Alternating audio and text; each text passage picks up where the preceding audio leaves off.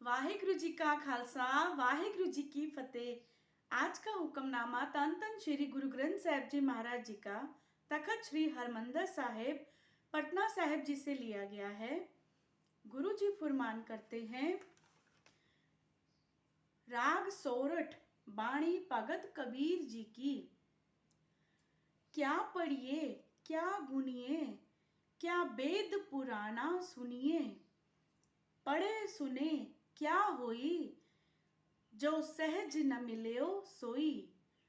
पढ़े सुने क्या होई, जो सहज न मिल्यो सोई। अंग 655। भगत कबीर जी यहाँ पे मनुष्य को संबोधित करते हुए बोलते हैं, हे गवार।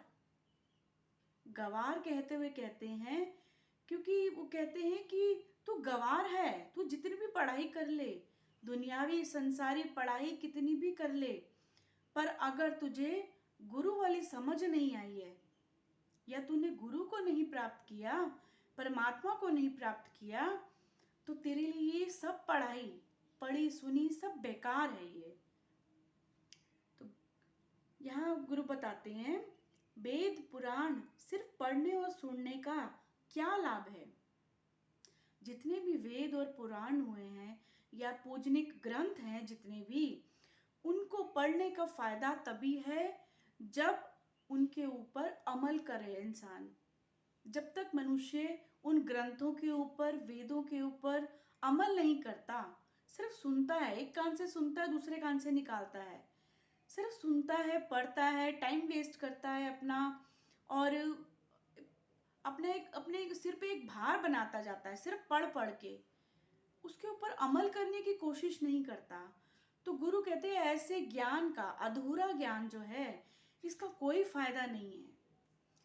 भगत कबीर जी यहाँ बोलते हैं कि असली ज्ञान, असली जो सही पढ़ाई वही है जिस पढ़ाई के जरिए या जिस वेद पुराण सुनने के जरिए आप सुनने से आप अपने परमात्मा को, अपने गुरु को प्राप्त कर लें। वही पढ़ाई जो है वो सही मानने में पढ़ाई मानी जाती है। ऐसे वेदों का पढ़ना और सुनने का कोई लाभ नहीं है अगर उससे सहज भाव ही प्राप्त नहीं होता, यानी प्रभु का मिलाप नहीं होता। जितनी भी हम किताबें पढ़ते हैं, ग्रंथ पढ़ते हैं, उससे उल्टा क्या होता है, मनुष्य में ना एक अहंकार आना शुरू हो जाता है कि मुझे बहुत वेदों का पुराणों का ज्ञान है, बहुत समझ है, बहुत ज्ञान है मेरे अंदर, बहुत सही समझ है मेरे अंदर, मैंने तो इतनी किताबें पढ़ी हैं, इतने ग्रंथ पढ़े हुए हैं। उसके अंदर धीरे धीरे अहंकार और विकार बढ़ते जाते हैं।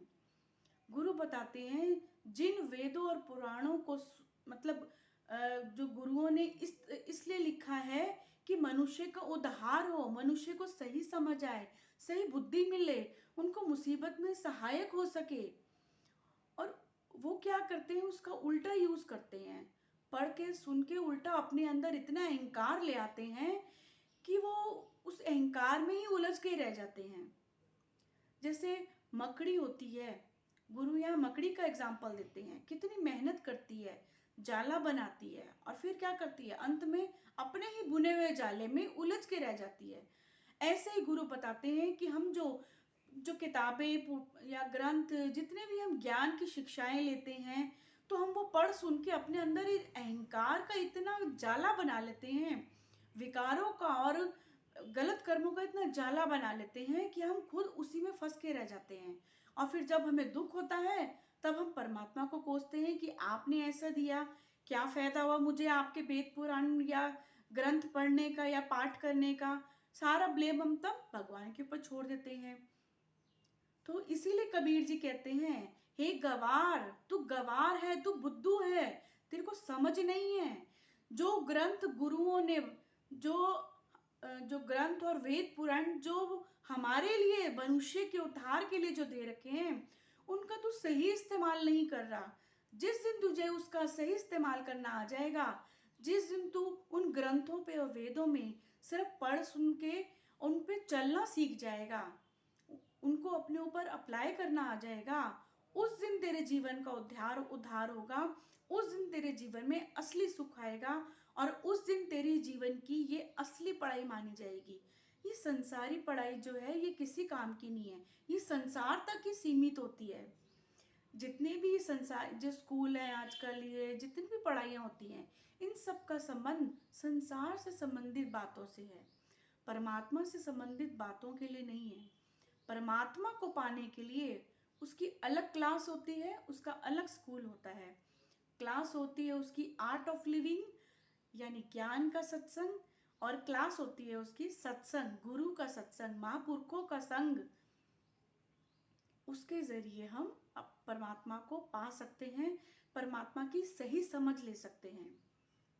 इसीलिए यहाँ बार बार गुरु बताते हैं, तन तन श्री गुरु ग्रंथ साहिब जी महाराज की जो गुरु ग्रंथ साहिब जी की वाणी जो है मनुष्य के उद्धार के लिए है, वो सरबत के भले के लिए है, वो किसी पर्टिकुलर धर्म विशेष के लिए नहीं है, वो सब धर्मों के लिए है, क्योंकि वो गुरुओं की भक्तों की वाणी है, उसमें महापुरुषों की वाणी है। इसीलिए वो मनुष्य के उद्धार के लिए बनाई हुई है कि जब मनुष्य संसार की बनाए हुए अपने ही जाले में या माया मोह माया में फंस जाता है और दुख में घिर जाता है, तो ये ग्रंथ की वाणी जो बातें हैं गुरु ग्रंथ साहिब जी की, वो बातें जो हैं हमारा उद्धार करती हैं, हमें गाइडेंस देती हैं, हमें सही सलाह देती हैं।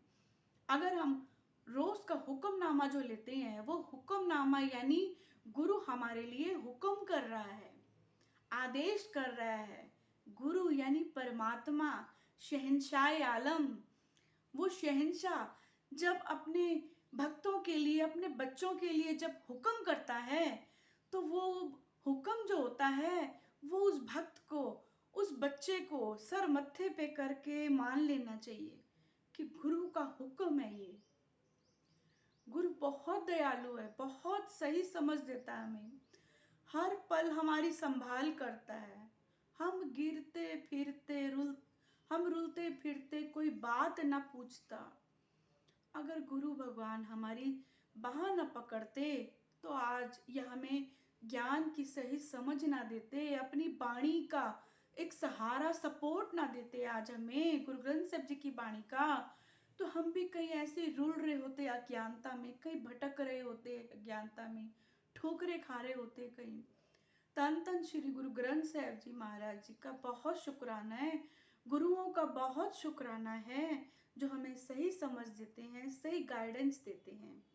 वाहे गुरु जी का खालसा, वाहे गुरु जी की फतेह।